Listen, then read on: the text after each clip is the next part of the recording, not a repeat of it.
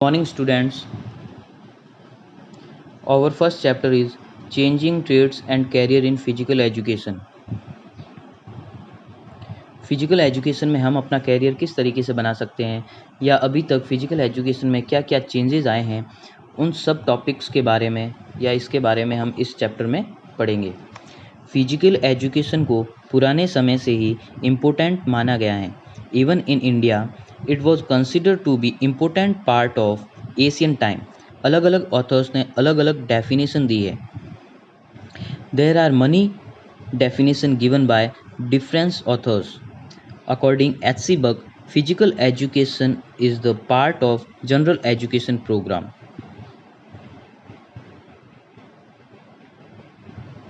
दूसरे author D ऑस्टोफर ने कहा है कि physical education is the sum of those experiences which come to the individual through movements. इन सब का अपन निचोड़ निकालते हैं या कंक्लूजन निकालते हैं। इन सारे ऑथर्स के कंक्लूजन का यही निचोड़ निकलता है कि physical education is integral part of general education and it is essential for human beings. It is not merely a physical activity but it is the education of the body through body. In fact physical education a child to live healthy और prosperous life. कहने का मतलब यह है कि एक बच्चा physically growth कर सके और एक स्वस्थ जीवन व्यतीत कर सके।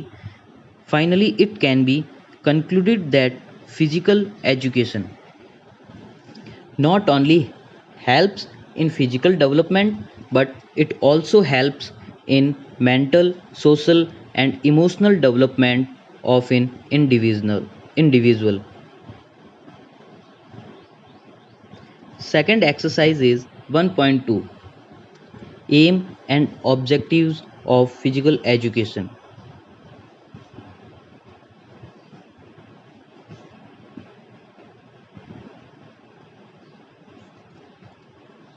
The aim of physical education is the wholesome development of the individual. किसी भी इंडिविजुअल का पूर्ण रूप से विकास होना चाहिए। दूसरे शब्दों में कहा जा सकता है कि इंडिविजुअल का संपूर्ण रूप से स्वस्थ एवं समृद्ध विकास होना फिजिकल एजुकेशन द्वारा।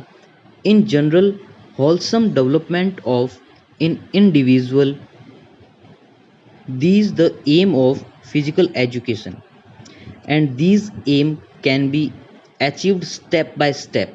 ये सारा जो प्रोसेस है वो धीरे धीरे अचीव किया जा सकता है। Physical education through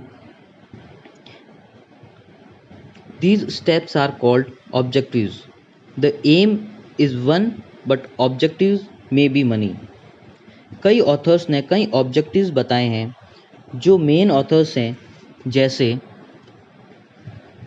H Clarke mention only 3 objectives of physical education: physical fitness, social efficiency, culture. Bookwalter also mentioned 3 objectives: health, worthy use of leisure time. वर्दी यूज ऑफ लेजर टाइम का मतलब है खाली समय का सदुपयोग करना।